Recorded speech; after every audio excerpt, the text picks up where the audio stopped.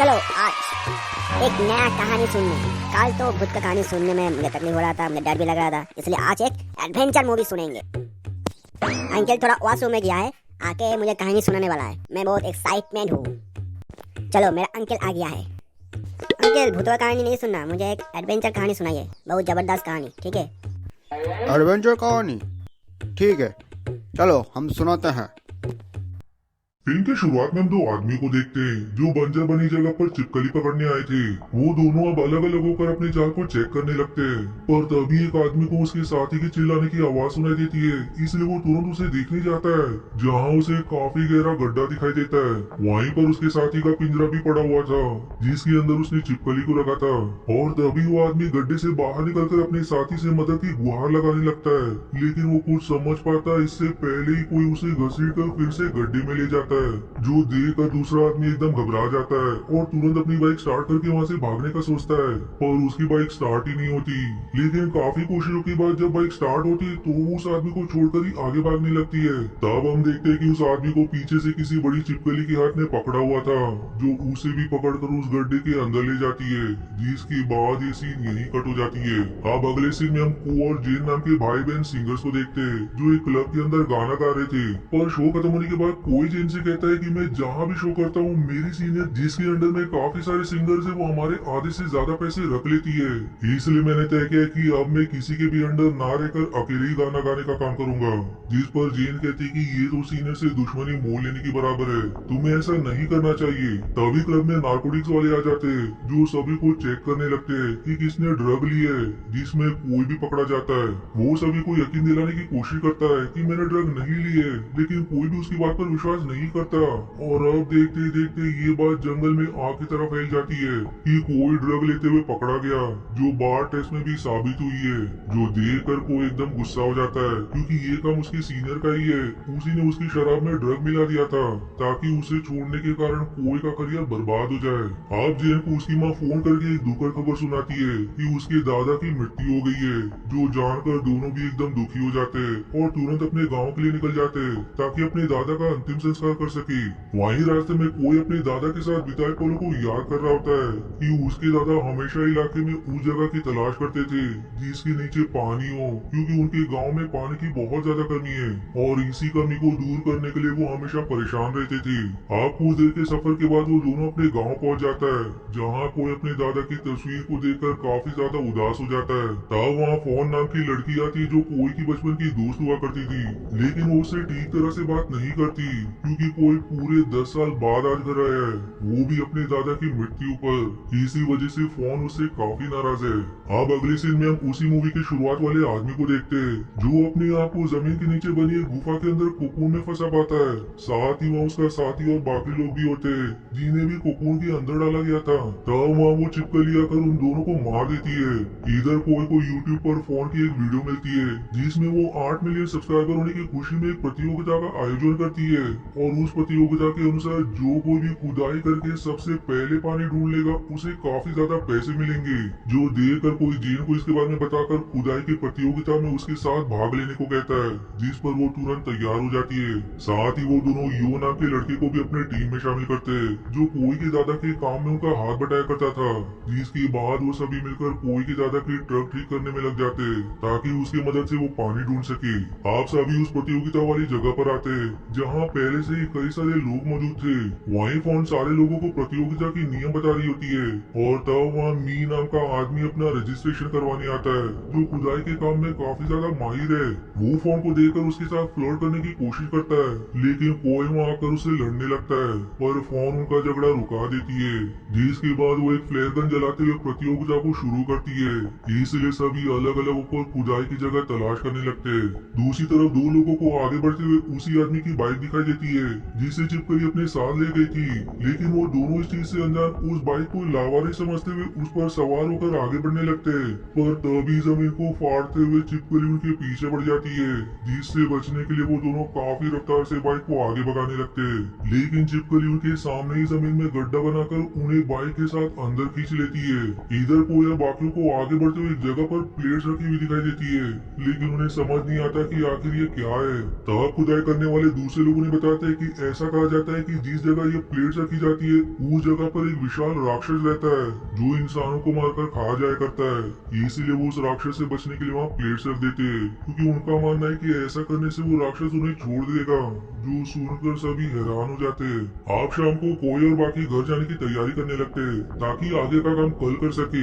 तभी कोई को उसके दादा की ट्रक में एक नक्शा दिखाई देता है जो इसी इलाके का था और उसमें एक जगह पर निशान भी लगा था। इसलिए वो सभी उस नक्शे को साधारण नक्शे से मिलाते हैं, जिससे उन्हें पता चलता है कि इस इलाके में एक गुफा है जहाँ पर उसके दादा ने निशान लगाया है और हो सकता है कि उस गुफा के अंदर पानी तक जाने का रास्ता भी हो, जो देख कर सभी खुश हो जाते हैं। अब रात को कुछ लोग अब भी उस जगह पर होते हैं। तब उनमें से एक आदमी फ्रेश होने के लिए वहाँ से आगे बढ़ जाता है, लेकिन तभी वहाँ वो बड़ी छिपकली आकर उसका सिर धड़ से अलग कर देती है, जो उठते हुए उसके साथियों के पास आकर गिरता है, जिससे सभी एकदम घबरा जाते हैं और गाड़ी में सवार होकर वहाँ से भागने की कोशिश करते हैं। लेकिन चाबी उसी के साथी के पास थी जो अभी मर गया। तब वो छिपकली जमीन के नीचे से अपना हाथ बाहर निकालने लगती है, इसलिए वो दोनों तुरंत गाड़ी से बाहर आकर वहाँ से भागने का सोचते हैं, लेकिन इसका कोई फायदा नहीं होता, क्योंकि आखिर में वो छिपकली उन दोनों को भी अपना शिकार बनाती है। अब अगले दिन जब फोन को कुछ लोगों के लापता होने के बारे में पता चलता है तो वो इस प्रतियोगिता को बंद करने का तय करती है, लेकिन तब उसके मैनेजर को मी फोन करके धमकाता है कि मैं ये प्रतियोगिता किसी भी हाल में जीतना चाहता हूँ, अगर ये बंद हुआ तो मुझसे बुरा कोई नहीं होगा। जो सुनकर मैनेजर घबरा जाता है और अब फोन को समझाने की कोशिश करता है कि इस प्रतियोगिता में जो भी लोग गायब हुए हो सकता है वो लोग प्रतियोगिता छोड़कर चले गए हो, हमें उनके लिए प्रतियोगिता नहीं रोकनी चाहिए, इसलिए फोन प्रतियोगिता बंद नहीं करती। इधर को और बाकी उसी गुफा के पास आते हैं जिस जगह पर नक्शे में निशान लगा था, इसलिए सभी उस गुफा के अंदर जाते हैं, जहाँ उन्हें एक दीवार पानी से गीली दिखाई देती है, जो देखकर सभी खुश हो जाते हैं कि जरूर इस दीवार के नीचे कोई नदी है जो पानी को उस बंजर जगह पर आने से रोकती है। इसलिए अब सभी उस दीवार को तोड़ने का उपाय सोचने लगते हैं, लेकिन तभी योको आसपास किसी बड़ी सी चीज के होने का आभास होता है, लेकिन इससे पहले कि वो कुछ समझ पाता वहाँ वो छिपकली आकर उसे कच्चा निकल जाती है, जो देखकर कुंवर जे तुरंत गुफा के बाहर भागते हैं और बाकियों को भी इसके बारे में खबर करते हैं कि गुफा के अंदर बहुत ही विशाल राक्षस है जिसने योको निगल लिया, पर कोई भी उनकी बातों पर विश्वास नहीं करता। तभी वो छिपकली जमीन फाड़कर एक आदमी को अपने अंदर ही समा लेती है, जिससे अब जाकर सभी को उनकी बातों पर विश्वास होता है। इसलिए अब सभी अपनी जान बचाकर वहाँ से भागने लगते हैं। वहीं मी और जेन एक ट्रक के अंदर घुस जाते हैं, लेकिन फोन का मैनेजर बाहर ही फंस जाता है। तब वो छिपकली वहाँ आकर उसे भी निकल जाता है, जो देख कर सभी के रूह कांप जाते हैं, जिसके बाद अब वो छिपकली कोई और फोन के पीछे पड़ जाती है, लेकिन भागते वो दोनों एक गड्ढे के अंदर गिर जाते हैं। तब जेन ट्रक का हॉर्न बजाकर छिपकली का ध्यान अपनी तरफ करती है, इसलिए अब वो छिपकली उनके ट्रक के ऊपर चढ़कर उनके बाहर आने का इंतजार करने लगती है, और फिर कुछ समय इंतजार करने के बाद वो छिपकली ट्रक के ऊपर ही सो जाती है। इधर फोन और कोई उसी गुफा में आ जाते हैं, जहाँ एक जगह उन्हें छिपकली के कई सारे अंडे दिखाई देते हैं, जिसे देखकर वो दंग रह जाते हैं। वहीं छिपकली ने कुछ लोगों को ककून के अंदर रखा होता है, जिसमें उन्हें यो भी दिखाई देता है जो भाग्य से अब तक जीवित था। तब उन्हें समझ आता है कि छिपकली कुछ लोगों को खुद खा लेती है और कुछ को अपने बच्चों को खिलाने के लिए यहाँ लाकर ककून में रख देती है, ताकि बाद में उन्हें खिला सके। आप कोई यो को बाहर निकालने की कोशिश करता है, लेकिन वो कुकुन काफी मजबूत था, जिसे तोड़ने के लिए हथियार की जरूरत थी। दूसरी तरफ जेन और मी दबे पांव सामने खड़ी वैन में जा रहे होते, जो मी की ही वैन है, लेकिन जैसे ही जेन उस वैन का दरवाजा खोलने की कोशिश करती है, उसमें अलार्म बजने लगता है, जिस वजह से वो छिपकली जाग जाती है। मी अब तुरंत अपने पास रखे वैन के बटन को दबाकर दरवाजा खोल देता है, इसलिए अब जेन तुरंत उसके अंदर चली जाती है, लेकिन जब मी उसके अंदर जाने वाला होता है कि वो छिपकली उसे निगल लेती है, जिसके बाद वो उसे भी अपनी गुफा में लाकर कुकुन के अंदर बंद कर देती है।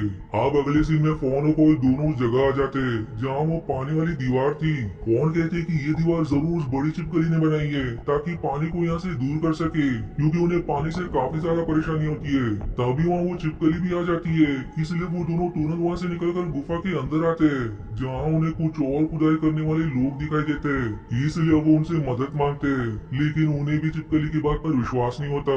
और तभी वहाँ वो छिपकली आ जाती है, जो देखकर सभी एकदम घबरा जाते हैं और अब अपनी गन निकालकर उस पर गोलियां चलाने लगते हैं, लेकिन गोलियों का उस पर कोई असर नहीं होता, जो अब उड़ते हुए कई लोगों को मार गिराती है।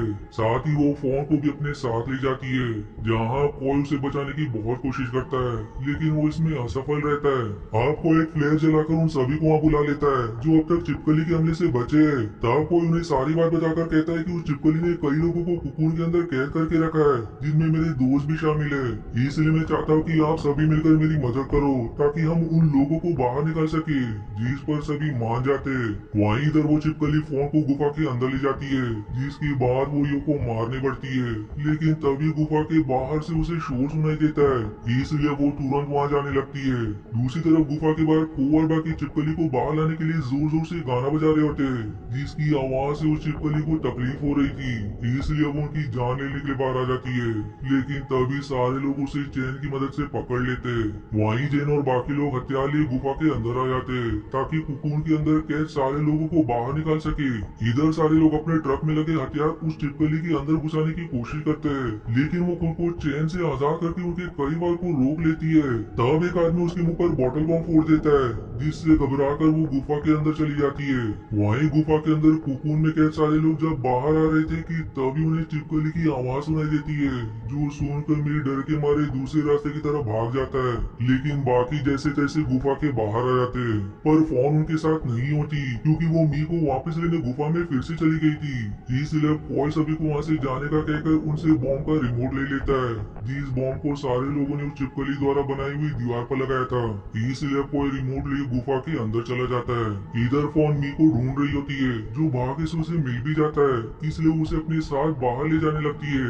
लेकिन तभी उनके सामने वो चिपकली आ जाती है, जिसे देखकर मी फोन को वहीं छोड़कर वहाँ से भाग जाता है। लेकिन जैसे ही वो चिपकली फोन पर हमला करने वाली होती है, कोई वहाँ आकर उसके सिर में ही शॉवर घुसा देता है, लेकिन इसका भी उस पर कोई खास असर नहीं होता।